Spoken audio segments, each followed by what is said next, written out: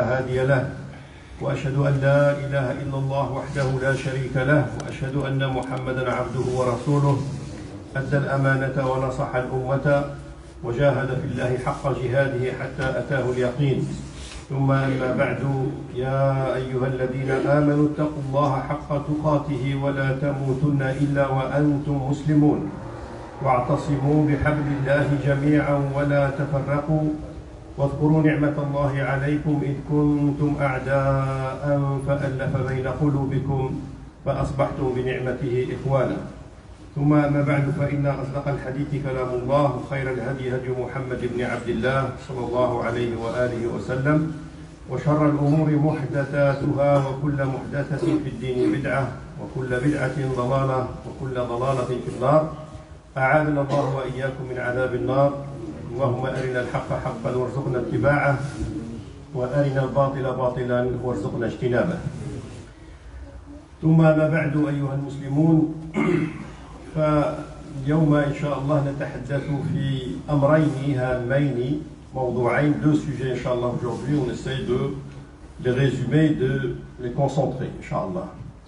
Premièrement la question de la mosquée en général et votre mosquée en particulier, parce que l'islam, il a consacré un temps et des versets coraniques sur la question de la mosquée, al-Jami'. La première mosquée construite, c'est la mosquée de la Mecque, le Kaaba, construite par Sayyidina Adam alayhi salam, reconstruite après par Ibrahim alayhi salam, reconstruite après, plus tard, Quraysh, la participation du prophète, et plus tard, deux fois encore. 5 fois, la Mecque a été construite et reconstruite. مهم أن أول بيت هو مكة, première mosquée. Deuxième mosquée, le prophète, il va 13 ans après la Mecque, il va redescendre à Médine. Rasulullah sallallahu alayhi wa sallam, بعد مقامه في مكة 13 سنة سيهاجر إلى المدينة. Donc Rasulullah sallallahu alayhi wa sallam savait très bien que la destination finale c'est Médine, le Médina, la cité en français. Mais Rasulullah sallallahu alayhi wa sallam, il va attendre Ali radiallahu anhu à Quba. سينتظر رسول الله صلى الله عليه وسلم في قباء ينتظر علي رضي الله عنه. Il va attendre Ali à Quba pour rentrer avec lui à Médine. Il va attendre entre 3 et 4 jours. Entre 3 et 4 jours, le prophète sallam va attendre à Quba. 3-4 jours, qu'est-ce qu'on peut faire dans 3-4 jours? يعني حنايا مثلا un imam, un conférencier, je vais faire un escale dans un endroit 3-4 jours. Je ne vais pas penser à faire des conférences, à faire des cadavres. 3-4 jours, je vais pas. Donc, non, le prophète, sallallahu alayhi wa sallam, il a construit une mosquée. أول مسجد بناه النبي صلى الله عليه وسلم هو مسجد قباء. Donc la première mosquée construite par le prophète sallallahu alayhi wa sallam, c'est la mosquée de Quba. Donc le prophète sallallahu alayhi wa sallam veut dire qu'il portait le message islamique tout le temps. Et tout le temps, le musulman, il doit porter ce message islamique. On doit vivre tout le temps. Moi j'aime bien, vraiment, j'apprécie et je respecte les politiciens. N'importe quelle émission à la télé, n'importe quelle émission, il va parler politique.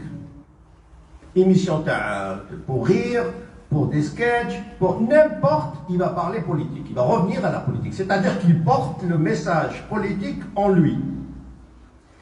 Alors, on est prioritaire. On doit porter ce message islamique tout le temps. Comme fut le prophète, il le portait tout le temps. 3 jours, je construis une mosquée.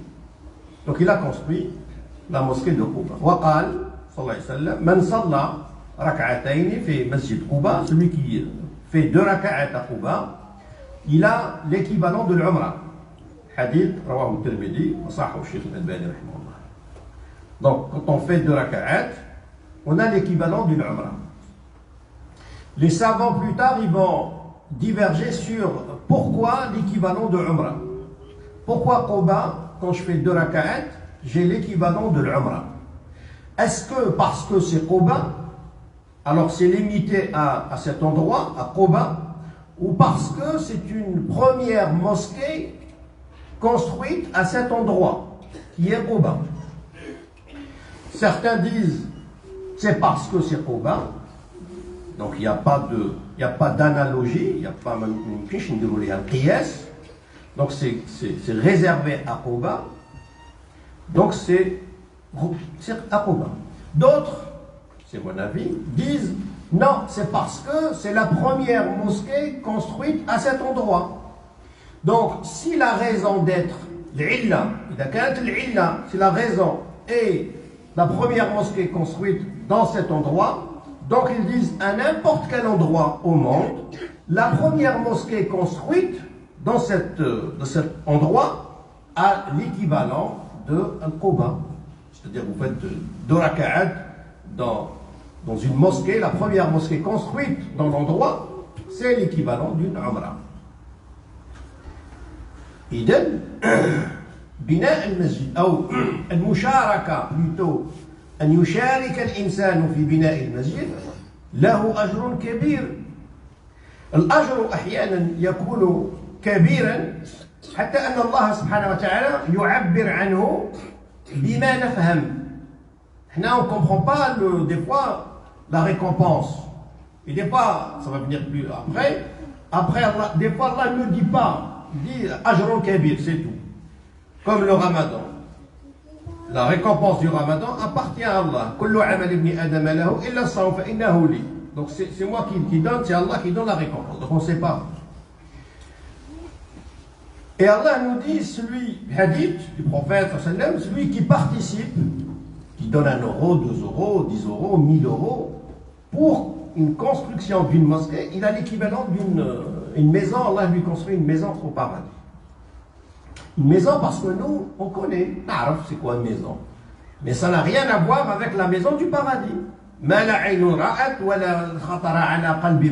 peut pas imaginer cette maison au paradis. Parce qu'Allah nous dit maison. Parce qu'on connaît c'est quoi une maison. Il nous dit les pommes, le toufar. On sait parce que tout faire, on sait, ça n'a rien à voir avec les pommes qu'on mange aujourd'hui. Nabi sallallahu alayhi wa sallam, quand il arrive après à Médine, il va avoir 2 projets. Et nous, les musulmans, et musulmans en Europe, et en France en particulier, on a fortement besoin de ces 2 projets du prophète sallallahu alayhi wa sallam. Parce que la France. Parce que la France, ça fait 2 fois que le Front National arrive à la porte de l'Élysée. Hein? Ça y est, 5 ans après, il aura le pouvoir.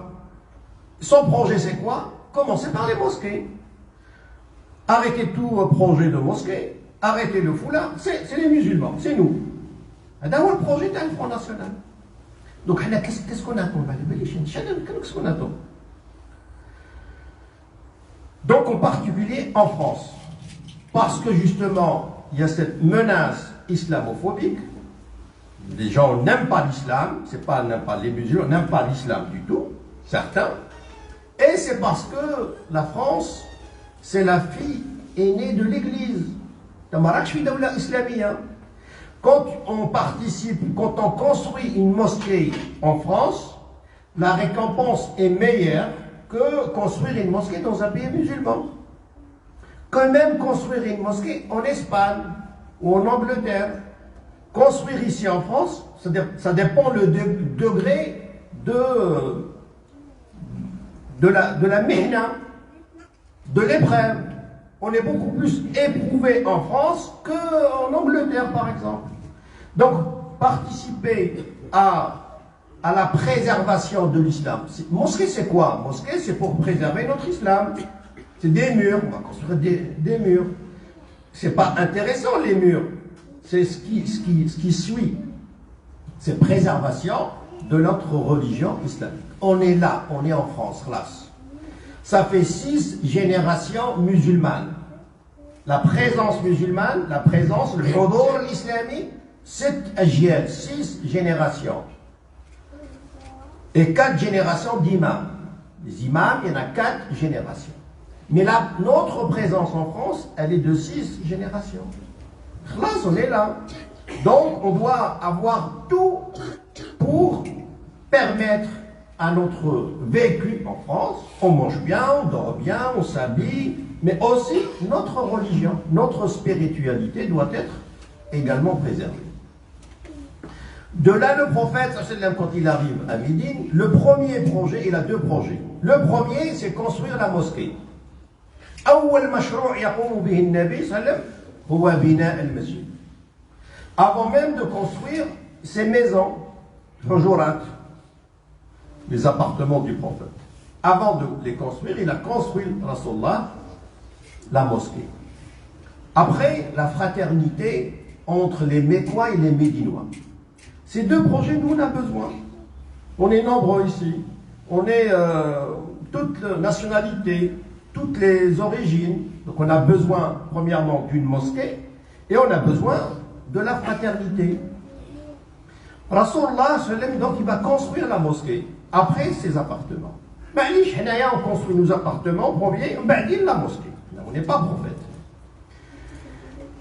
Après, il va y avoir des femmes. Ils vont venir également fréquenter la mosquée. Rapporte le Bukhari, que le prophète, donc, il va faire les prêches du vendredi, du mois. Le prophète, il va monter sur un tronc d'arbre. Jid' nakhla, il monte dessus et il prononce le khutbah. Une dame lui dit: ne vois-tu pas un inconvénient si je te fais un minbar? Le prophète dit: je ne vois pas d'inconvénient. Si tu veux, fabrique-nous un minbar. Le minbar, il a été construit par une femme. Donc la participation des femmes également à l'intérieur de la mosquée. هذا المنبر هو صناعة امرأة في المدينة. Tamim al-Dari, radiallahu anhu, un des compagnons, Tamim al-Dari, il était commerçant qui part en Syrie pour son commerce. La Syrie, à cette époque, elle est chrétienne. Et il va apprendre, il va rentrer dans une église, et il va voir les lampes à l'huile pour éclairer l'église. Donc il va fabriquer, il va apprendre comment fabriquer les lampes à l'huile. Il redescend après à Médine, il va à la mosquée de Médine, et il va mettre des lampes à l'huile à la mosquée. Il dit qandil wa yudhi'u masjid an-nabi sallallahu alayhi wa sallam. Le matin, le prophète arrive à la mosquée, il voit la lumière, la mosquée allumée. فقال رسول الله صلى الله عليه وسلم نورت مسجدنا نورك الله. T'as illuminé notre mosquée, qu'Allah t'illumine, Inch'Allah. Les savants disent, tous ceux qui participent aujourd'hui et hier à l'éclairage de la mosquée, ils ont la même récompense de Tamim al-Dari. On a aujourd'hui des factures d'électricité, on participe, on a le même dua, on a la même récompense. Nawwarakumullah kama nawwartum al-masjid. مرأة أخرى une jeune fille المرأة السوداء التي كانت تقم المسجد وتبخره. Elle nettoyait la mosquée et elle parfumait la mosquée. Elle habitait la mosquée de Médine. Le prophète sallallahu alayhi wa sallam, un jour, il vient le matin, il ne la trouve pas. Le Bukhari هذا il demande après elle est où la jeune fille? On lui dit elle est morte la veille. Et on n'a pas voulu te déranger. Mais on n'a pas voulu te déranger, on l'a enterrée. Rasulullah sallallahu alayhi wa sallam, il est parti sur sa tombe, il a refait la prière mortuaire sur elle, tellement qu'elle s'occupait de la mosquée, et en même temps on peut refaire plusieurs fois la prière mortuaire.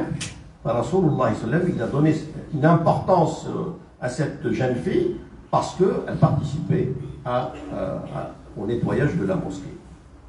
إذن المسجد عندنا في اللغة العربية اسمه الجامع, ça s'appelle جامع, et de là vient الجامعة. الجامعة vient جامع, université. C'est-à-dire que dans l'histoire musulmane, la mosquée a toujours été l'université. Et jusqu'à présent, il y a des grandes mosquées dans le monde qui sont en même temps universités. Donc quand on construit une mosquée, comme dit Jacques Berck, ce n'est pas des mosquées cathédrales. كاين بعض المساجد mosquée cathédrale, صلي وروح صلي وروح, cathédrale. Non, la mosquée n'est pas cathédrale. La mosquée, il va y avoir des conférences, des activités, des جامعة, comme جامعة.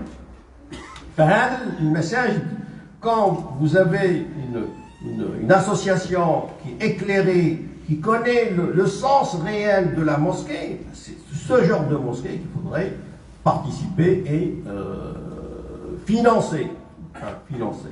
لأن احنا كما قلت on est des musulmans, premièrement, on est chez nous, les Français, et on est malheureusement menacé. L'islam est menacé. Donc il y a plusieurs mosquées. Chaque fois que le Front National a des mairies, il commence le premier dossier, la mosquée.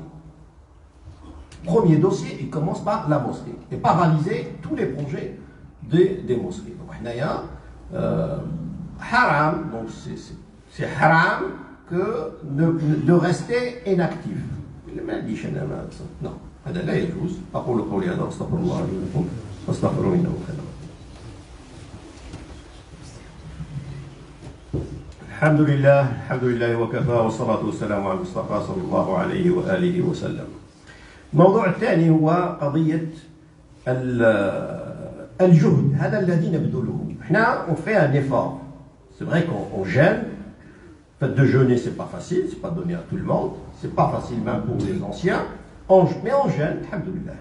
On fait la prière 5 fois par jour. وإنها لكبيرة. القرآن يقولنا صلاة كبيرة. C'est lourd. Le Coran lui-même nous dit que la prière 5 fois par jour, c'est lourd, c'est pas. Mais ceux qui sont pieux, c'est plus. Donc ce qu'on est en train de faire, on fait la prière 5 fois par jour, on fait les tarawih le soir, on fait certains font le tahajjud le matin, on fait le ramadan, on fait le pèlerinage, on fait des actions. Pourquoi on fait tout ça? Pour aller au paradis. Pour aller au paradis, il y a deux voies à respecter. Quand on fait des prières, quand on fait le ramadan, on a ce qu'on appelle la récompense en islam, ça s'appelle hasanat. Il n'y a pas une bonne traduction à hasanat. Donc ce qu'on appelle des bonnes actions qui sont nommées hasanat. Donc, hasanat, le salat, le siyam, le kada, et on fait beaucoup d'efforts, et tant mieux. Donc ces hasanat, ces bonnes actions, il faudrait les préserver après. C'est-à-dire, je ne vais pas faire tout le ramadan et gagner beaucoup de hasanat, et après le ramadan, je vais perdre mes hasanat. Non, il faudrait que je réfléchisse en même temps, après, comment préserver mes hasanat. Et comment les préserver? Rasulullah sallallahu alayhi wa sallam قال للصحابة رضي الله عنهم قال أتدرون من المفلس. Ce hadith, il a été prononcé à la Mecque. Le prophète demande aux compagnons, savez-vous qui c'est que le ruiné, al-muflis? Donc ils vont répondre par rapport à la culture. ثقافة اللي عندهم. قال المفلس فينا من لا درهم له ولا دينار. Celui qui n'a ni bien ni argent, c'est celui-là le muflis. وربما هذا ما زال هو الفكرنا تاع الجاهلية. احنا اليوم نفكروا هكذا. لكن رسول الله قال المفلس في أمتي. Dorénavant, je vais vous changer la culture, c'est culture ancienne. Non, dorénavant, la culture islamique. المفلس فينا من يأتي يوم القيامة بصلاة وصيام وحج وصدقة. Il a tout fait. Il a fait la prière 5 fois par jour. Il a fait le tarawih. Il a fait le ramadan. Plusieurs ramadans. Le prophète a fait 9 ramadans. Et parmi nous, qu'on fait beaucoup plus que le prophète. داروا 20 داروا 40 رمضان. رسول الله 9 رمضانات. 9 fois. Donc, se ruiner, dit le prophète, donc il a tout fait, sauf que il a insulté un tel, calomnie un tel, versé le sang d'un tel, tué un tel, سب هذا, قذف هذا, ضرب هذا, سفك دم هذا, سرق هذا. إذن, c'est-à-dire qu'il y a 2 relations. Il y a la relation avec Dieu, علاقتنا مع الله سبحانه وتعالى وعلاقتنا مع البشر. 2 relations avec Allah. Donc se ruiner, il avait une bonne relation avec Allah, il a prié, il a fait le ramadan, mashallah.